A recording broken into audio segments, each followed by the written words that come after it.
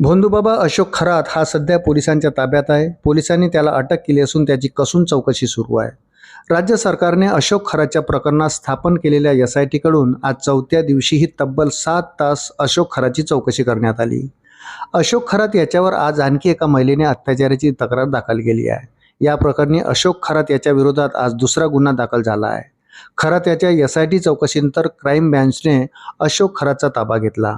अशोक खरातला आज crime branch unit 1 मध्ये आणण्यात आले। या दरम्यान अशोक खरातचा एक नवा व्हिडिओ समोर आला। या व्हिडिओत अशोक खरात हा नाशिक जिल्हा कायद्याचा बालेकिल्ला असं बोलताना दिसत आहे। अशोक खरात याच्या विरोधात गुन्हे दाखल आहेत, त्याची कसून चौकशी सुरू आहे। या दरम्यान त्याला आता पोलिसी खाक्या मिळताना दिसत आहे। त्याचाच परिणाम संबंधित व्हिडिओत दिसत आहे।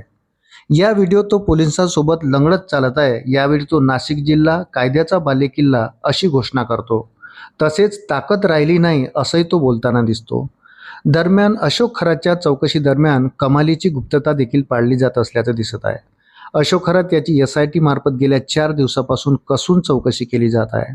खरात याच्या महिलांच्या लैंगिक शोषणाबाबतचे व्हिडिओ, त्याची करोडची मालमत्ता, त्याच्या कार्यालयातील कम्प्युटर्स, त्याचे अध्यक्ष असलेल्या खाजगी संस्थान या संपूर्ण प्रकाराची एसआयटीच्या प्रमुख तेजस्विनी सातपुते यांच्याकडून आणि अन्य अधिकारी यांच्याकडून कसून चौकशी सुरू आहे।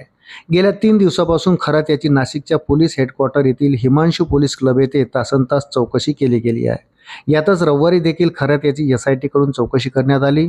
मात्र आज एसआयटी कडून खरात याची कमालीची गुप्तता बाळगत शहरातील एका अज्ञात स्थळी कसून चौकशी करण्यात आली।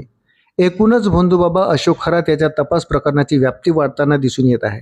एकाच वेळी खरातच्या महिला लैंगिक अत्याचार, अन्य गुन्हे, कोट्यावधीची संपत्ती, व्यवहाराची आणि संस्थांच्या संदर्भातील एसआयटी चौकशीही केली जात असून आता या प्रकरणात काय महत्त्वाचे धागेदोरे पोलिसांच्या हाती लागतात याकडे संपूर्ण महाराष्ट्राचे लक्ष लागून आहे। अशाच नवनवीन अपडेटसाठी व्हिडिओला लाईक आणि चॅनलला सबस्क्राईब जरूर करा। धन्यवाद।